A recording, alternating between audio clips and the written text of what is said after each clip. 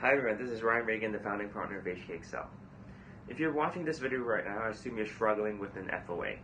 Okay, so today I'm going to show you how you can do a level 7 FOA using just 2 to 3 hours of preparation, I guarantee you. Because I know a lot of students waste a lot of time and end up getting just a 5 or even a level 4, a grade that they're not happy with. So today I'm going to show you a concrete strategy that level 7 students have used in the past to get a level 7. So if you just follow the strategy, you do a level 7 FOA using just 2 to 3 hours of preparation time. Okay, and I've developed this strategy with IB experts at HKExcel who actually got a level 7. So this is guaranteed to work. All you need to do is follow it. Okay. Quick brief introduction if you're not sure what the FOA is. So the FOA counts for 15% of your marks in your IB syllabus. 15%, and you're required to do 2 FOAs. Okay, so each FOA is worth 7.5%, so it's quite significant. And there are 2 parts of the syllabus. The first part of the syllabus is called language and cultural context. The second part is called language and mass communication. You're required to do 1 FOA on each of these parts. So today I'm going to talk about part 2 first, which is language and mass communication. Okay, so that's what we're going to do in this video. I'm going to show you how to do a level 7 FOA for language and mass communication. Now I'm going to suggest you what topics that it would be easiest for you to do to get a level 7. So the topic I would suggest you to do is advertisements. Okay, so focus on advertisements for a particular sort of product or service. So for example, beauty advertisements. Okay, so in fact, the sample I'm showing you today is going to be an FOA that a level 7 student did about beauty products and services. Okay, so that's why this is a very easy topic, but I don't, of course, don't plagiarize what I'm showing you. Obviously, don't do that, but allow it to inspire you. Okay, so beauty advertisements, for example, financial services advertisements or educational advertisements, all these kinds of advertisements, you can very easily do a level 7 FOA on, and I'll show you how in just a second. Okay, so now these are the topics I suggest. Now let's look at the structure of the FOA, and I'm going to show you a sample as well. So before you start, I suppose you should pick 3 texts. So for example, in the case I'm suggesting you pick 3 advertisements, okay, on the same topic. So for example, the one I'm showing you right now is about plastic surgery. It's a plastic surgery. So this student, this level 7 student, picked 3 advertisements that are very similar.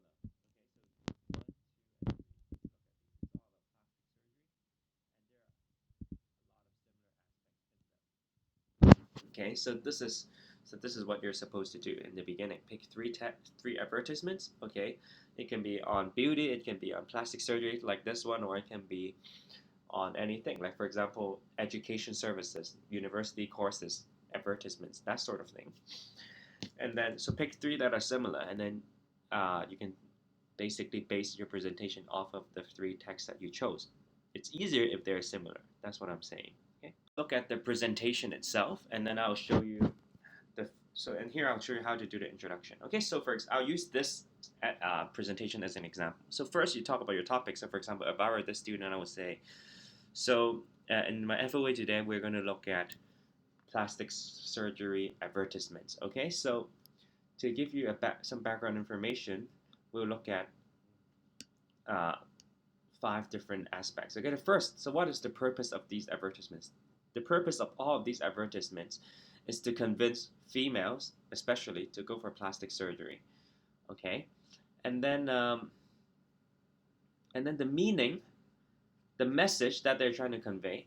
So P is purpose, and then M is meaning. The meaning or the message that they're trying to convey is that plastic surgery is safe and that allows you to be truly beautiful and attractive, and you'll be happier. So in all the 3 texts that was chosen, this was the message, that plastic surgery is safe and it allows you to be more beautiful and happy and attractive.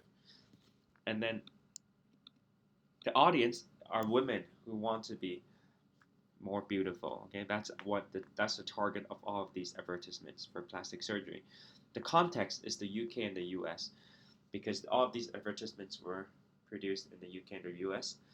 But in fact, all women, the ideals or the message that was conveyed in the advertisements actually can appeal to female from all around the world. So the audience, the context is in US and UK, but in fact, women from all around the world can also be targeted. And the text type is an advertisement. So it's this kind of text type is designed to persuade consumers to purchase the service.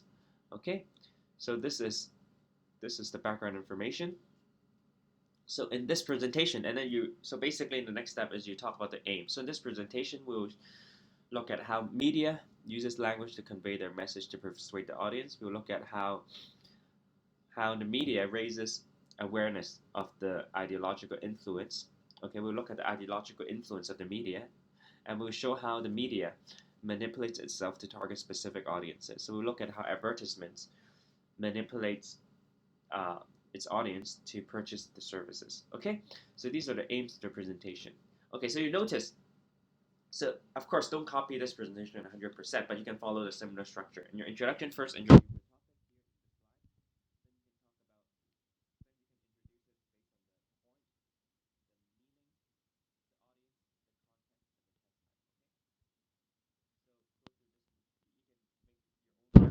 It's going to be very similar if it's advertisement. Okay, so it's going to be the point is going to be to persuade people to do a certain thing. The meaning is going to be so. For example, let's say if you pick education services, normally the meaning behind educational services is that you're going to be more successful and that the experts are credible, that sort of thing, right? With beauty, it's good. Like beauty products is very similar to this. Plastic surgery is safe, allows you to be truly beautiful and attractive, and you'll be happier. These sorts of so it's quite self-explanatory. It's quite easy. To audience, context, and text type.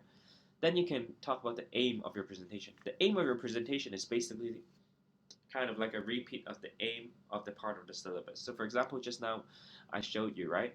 In part 2 of the syllabus, these are the aims. Examine different forms of communication, show an awareness of the influence of the media, show how mass media is used to persuade. So basically, this student basically just repeated what was in the syllabus. Okay. So basically, just by having the slide, you can show your teacher that you're fully aware of the requirements of the IB. Okay, you have studied the syllabus. And so next you can so these are the three. So here, so in your presentation, you should include it in your slides as well. Another thing that is truly recommended is that you should print these advertisements and hand them out to your teacher. Reason being, because you don't want to go back and forth in your presentation if you can, because later we're going to analyze these advertisements. Okay, so that's why give 3 copies to your teacher, and then they can sort of refer to it. Refer to it as you analyze them, so it's going to be a lot smoother. Okay, so now basically now it's going to we're going into the analysis part. Okay, so you can, if you pick an advertisement, which is what I suggested you to do, you can essentially use a lot of the same things I'm talking about here. Okay, so for example, if I'm this student, I'm going to pretend I'm the student presenting so you can get a feel of what you're supposed to do. Okay, so the 3 advertisements all aim to persuade the audience, which are females, to do plastic surgery. Okay, and it's a persuasive kind of communication. Okay, so the purpose is to persuade these females to take part in plastic surgery. So there are 3 ways in common that these advertisements aim to achieve its purpose. Okay, 3 language conventions that are used. Okay, literary devices that are used. First is pathos. So all 3 advertisements uses emotive language and imagery to achieve its purpose. Okay, we'll look in more detail of this later. And then they also use ethos, which is they sort of emphasize on the credibility of the surgeons and their duty to make you beautiful. Okay, so there's a lot of emphasis to show that the surgeons are credible. Okay, and then they also use logic to convince females that the surgeons are credible um, and that the experience is overall beneficial to females. Okay, so a lot of statistics were used. Okay, so next part we're going to look in detail about how all of these 3 texts persuade the audience from using different literary and language conventions. This level 7 student does it, and you can use a very similar framework. Okay, so now basically, as we mentioned just now, there are 3 aspects, right? The first is emotive language. This is number 1. Second is how they build up credibility, and the third one is imagery. the imagery that is being used in these advertisement. Okay, so essentially what you need to do is you need to, in this part you really need to, it's kind of like writing an essay. It's exactly like writing an essay, but you're speaking the essay out loud. Okay, you need to go into the text. So you need to analyze each advertisement to back up your point. Okay, so for example, I'll show you one example. I'll show you how I would do it for emotive language, and then you'll get the idea of how you do the body. Okay, so I would say something like this. All three advertisements uses emotive language, and the purpose of emotive language that is being used is to plant the idea that the reader reading this is not enough. It's not beautiful enough. And the connotation of change is continuously brought up in all three advertisements. Okay? So it sort of appeals to people's desire to be more desirable. Okay, so let's look at each advertisement. The first one, you can see, first of all, it's written very big in big words, standing out, save face. So this suggests that women needs to save their face if you look at it together with this image. So it builds up the connotation that females are not good enough. The reader is not good enough, and they need to take part in plastic surgery in order to change themselves to be more desirable. Okay? Similarly, in the second text, you can see refresh, renew, reveal, the new you. So again, the connotation of change is very clearly stated here. Okay? And thirdly, you can see reflect on a younger looking you. Okay, so again, it's planting the idea that of change. Okay, the idea that the reader is not good enough and there's a need for change to become more desirable. So you can see all these three texts is very clear that there is the emotive language is being used to persuade the reader that they're not good enough and they need change. Okay, so now the next part is credibility, right? You can do something similar. So maybe I can show you this as well. Okay, so to build up credibility, we can see that contact details and pictures of the surgeons are clearly stated, and there's statistics about the surgeons as well. All of these builds up credibility using logic. Okay, so if you look at the ads here, you can see there's this doctor.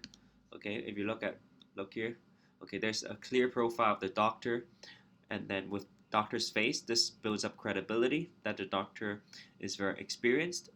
Okay, and then if you look at the second advertisement, you can see again the doctor's credentials, or sort of the name of the doctor, the credential of the doctor is again stated very clearly. Okay, and this again helps to build up credibility.